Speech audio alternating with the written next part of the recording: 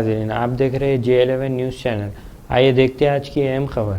हल्के महबूबनगर बीआरएस उम्मीदवार मनीष श्रीनिवास रेड्डी ने आज साबिक वजीर डॉक्टर वी श्रीनिवास गौड़, साबिक वजीर डॉक्टर सी लक्ष्मा रेड्डी, साबिक एमएलएस आला वेंकटेश्वर रेड्डी, एस राजेंद्र रेड्डी, चिटम राम मोहन रेड्डी और अंजैया यादव के हमरा पर्चा नामजदगी दाखिल किया। बाद मुनक़िदा सहाफ़ती कॉन्फ्रेंस से खिताब करते हुए मनीष श्रीनिवास रेड्डी ने कहा कि तेलंगाना में पर्चा नामजदगी का अमल 18 तारीख से आगाज़ हुआ। हमने 19 तारीख को रस्मी तौर पर पर्चा नामजदगी दाखिल किया था और आज 25 तारीख पर्चा नामजदगी का आखिरी दिन होने की वजह से बीआरएस पार्टी के तमाम साबिक़ रुकने असेंबली के साथ दोबारा पर्चा नामजदगी दाखिल किया गया।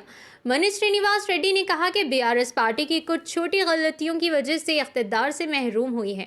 मनीष श्रीनिवास रेड्डी ने कहा कि पार्लियामेंट में तेलंगाना के लिए जो आवाज़ उठाए थे वो बीआरएस के एमपी थे। हालांकि उस वक्त पार्लियामेंट में दूसरे पार्टी के एमपी भी मौजूद थे, लेकिन इन्होंने कभी तेलंगाना के लिए आवाज़ नहीं उठाई क्योंकि इन्हें तेलंगाना के मसाइल से कोई सरोकार नहीं था। इन्होंने मज़ीद कहा कि तेलंगाना हासिल करने के बाद बीआरएस इख्तिदार पर आई और अपने इख्तिदार के 10 साला दौर में तमाम तबक़ात की तरक्की की और तेलंगाना को सुनहरे तेलंगाना में तब्दील किया और कई स्कीमात को मुतारुफ किया। इन्होंने उम्मीद जाहिर की कि अवाम इन सभी स्कीमात और की गई तरक्की को देखकर बीआरएस को कामयाब करेंगे।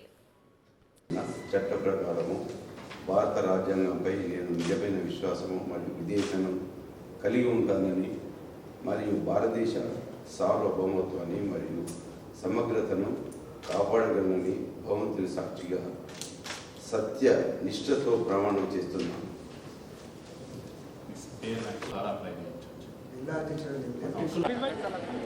ఇప్పుడే ఇక్కడి నుంచి బయలుదేరి ఇప్పుడే నామినేషన్ చేసి రావడం జరిగింది.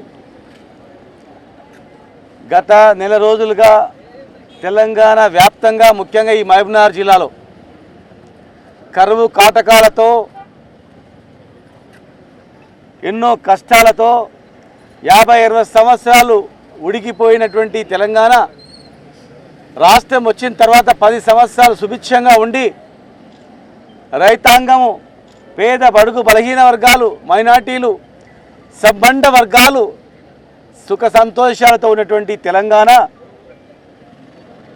మాయ మాటలతో, అసత్యపు ప్రకటనలతో, హామీలతో అధికారంలోకి వచ్చినటువంటి కాంగ్రెస్ పార్టీ 100 రోజులైనా కనీసం ఈరోజు పరిస్థితులు చూస్తుంటే పట్టణాలు చూస్తే నీళ్ళు కూడా కరువైపోయింది.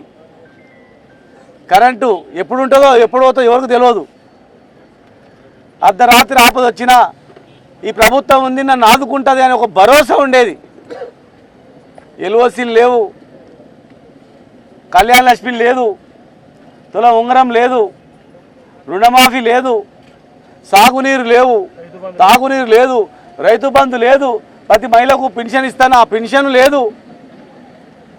ఈరోజు దిక్కు తోచని స్థితిలో అయ్యో మోసపోయినాం, ఎట్లయిపోయింది కదా తెలంగాణ, ఎంత పని చేసుకుంటామని చెప్పి ఆవేదనతో ఉన్నటువంటి తెలంగాణ, ఆవేదనతో ఉన్నటువంటి మహబూబ్నగర్ జిల్లా ఖచ్చితంగా బీఆర్ఎస్ పార్టీకి పట్టం కట్టడానికి ప్రజలు సిద్ధంగా ఉన్నారు.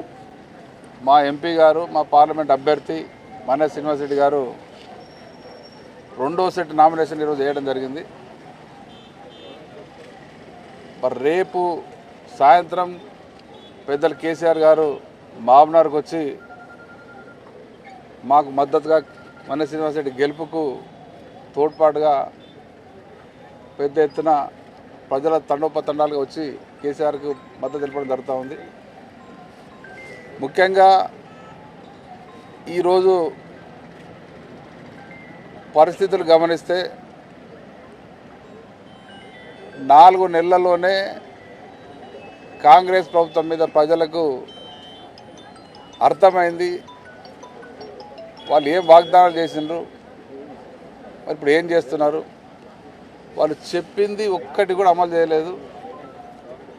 వాళ్ళు చేసిన వాగ్దానాలు పక్కెడితే గత ప్రభుత్వంలో మేము సెటప్ చేసిన కార్యక్రమాలు కూడా వాళ్లకు అమలు చేయడానికి, వాళ్ళకి నిర్వహణ చేయడానికి కూడా చేతనం కావట్లేదు. నిన్న మేము న్యూ టౌన్లో పార్టీ హౌస్లో ప్రెస్ మీట్ పెడితే 2 గంటలైంది కరెంటు లేదు. ఇక మేమే ఫ్యాన్ కట్టెతో తిప్పుకోవాల్సిన పరిస్థితి ఏర్పడ్డది. ఇది పరిస్థితి. మరి కరెంట్ అనేది గతంలో కాంగ్రెస్ ప్రభుత్వ హయాంలో కరెంట్ అనేది లేకుండా ఎప్పుడు వస్తుందో ఎప్పుడు పోతుందో పరిస్థితి ఉండే. మరి కేసీఆర్ గారు 6 నెలల్లోనే కరెంటు కోత లేకుండా 24 గంటల కరెంటును అన్ని వర్గాలకు, రైతులకు కానీ, గృహాలకు కానీ, ఇండస్ట్రీస్ కానీ 24 గంటల కరెంట్ ఇచ్చి దేశంలోనే రాష్ట్రాన్ని ఒక కరెంటు విషయంలో ముందడుగు తీసుకెళ్ళడం జరిగింది. ఇక గతంలో 70 ఏళ్ళ కాంగ్రెస్ పరిపాలనలో, మిగతా పార్టీల పాలనలో గ్రామాల్లో కానీ పట్టణాల్లో కానీ కనీసం తాగడానికి నీళ్ళు లేకుండా మరి మిషన్ భరిత కార్యక్రమాన్ని పెట్టి అన్ని ప్రాంతాలకు, పట్టణాలకు కావచ్చు, గ్రామీణ ప్రాంతాలకు కావచ్చు, మరి నీటిని సరఫరా చేసి బ్రహ్మాండంగా అమలు చేయడం జరిగింది. మరి అవి కూడా ఇప్పుడు నీళ్ళు ఇవ్వడానికి చేతనెత్తలేదు వాళ్ళకి. మరి ఇవన్నీ కూడా ప్రజలకు అర్థమైంది. వాళ్ళు చేసిన వాగ్దానాలు ఏమి చేయలేదు. మరి రోజుకు వాళ్ళకు ప్రజలకు అరే కేసీఆర్ ఉంటేనే బాగుండే, కేసీఆర్ ఉంటేనే బాగుండే అని అడగడం కేసీఆర్ని జ్ఞాపకం చేసుకొని ఈరోజు మళ్ళీ కేసీఆర్కే ఓటేస్తామనే దిశగా ప్రజలు ముందుకు వస్తూ ఉన్నారు. మరి ఇప్పుడున్న వాతావరణంలో అటు బీజేపీ, కాంగ్రెస్, టీఆర్ఎస్ పాలన 10 ఏళ్ళు చూసిన ప్రజలు 10 సంవత్సరాల్లో టీఆర్ఎస్ పార్టీ చేసిన కార్యక్రమాలు ఏంది, కేసీఆర్ గారు చేసిన అభివృద్ధి ఏంది, ప్రజలకు ఎన్ని రకాల లాభం జరిగింది, 10 ఏళ్ళకి ముందు తెలంగాణ ఎట్లుండే, 10 ఏళ్ళ తర్వాత ఈ 10 ఏళ్ళలో తెలంగాణ ఏ రకంగా అభివృద్ధి అయిందని ప్రజలకు అర్థమైంది. ఎప్పుడు అర్థమవుతుంది? నెక్స్ట్ వచ్చిన గవర్నమెంట్ ఏం చేస్తుందని చూసిన తర్వాత అరే 10 ఏళ్ళు ఇంత బాగుండి 4 నెలలనే మరి కాంగ్రెస్తో ఏమవుతలేదని ప్రజలకు అర్థమైంది.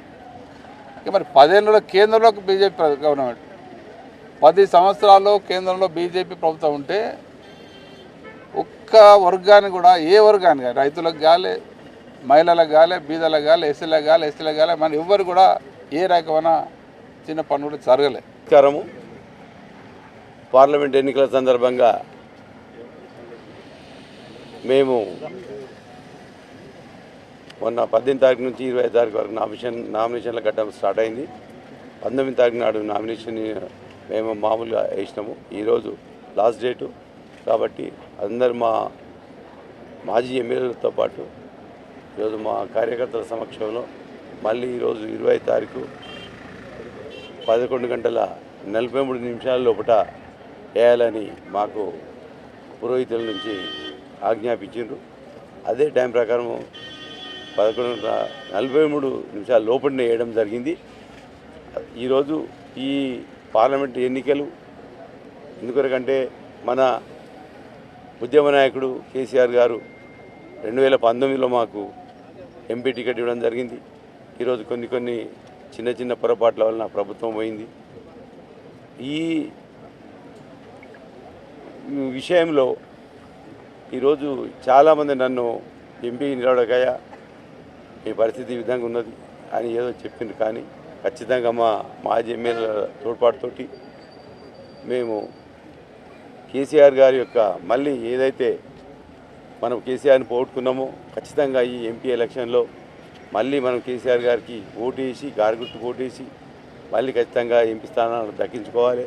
ఎందుకంటే గతంలో పార్లమెంట్లో మన బీఆర్ఎస్ ఎంపీలు మన తెలంగాణ గురించి మాట్లాడడం తప్ప ఈ గతంలో ఉన్న బీజేపీ ఎంపీలు కానీ, కాంగ్రెస్ ఎంపీలు కానీ ఎవరు మన తెలంగాణ పట్టించుకోలేదు. ఎందుకంటే ఈరోజు ఈ 10 సంవత్సరాల లోపల మనం ప్రభుత్వం యొక్క విధానాల వలన ఈరోజు మనం ఎంత గొప్పగా ఆర్థికంగా అభివృద్ధి చెందామో ప్రతి ఒక్కరికి తెలుసు. నీళ్ళ విషయంలో కానీ, ఈరోజు వ్యవసాయదారులు పంటలు పండించే విషయంలో కానీ అన్ని రకాలుగా ఈరోజు కేసీఆర్ గారు వాళ్ళకు తోడ్పాటుగా ఉండి ఇలా 24 గంటల కరెంట్ ఇచ్చిండు, రైతు బంధు ఇచ్చిండు. ఈ విధంగా చేసిన నాయకుడు మన దేశంలో ఎవరు లేదు. ఏ రాష్ట్రంలో కూడా ఇంత గొప్ప పరిపాలన జరగలేదు. ఎందుకంటే ఈరోజు చూస్తున్నాము, మన కళ్ళముగలం ఉన్నాం. కాంగ్రెస్ వాళ్ళు ఈరోజు మోసపూరిత ప్రకటనలు చేసి గతంలో కాంగ్రెస్ పరిపాలన ఎట్లా ఉండదో ఇది నిదర్శనంగా అప్పుడు కరెంటు లేక हमारे चैनल को लाइक कीजिए, सब्सक्राइब कीजिए, शेयर करना ना भूलें।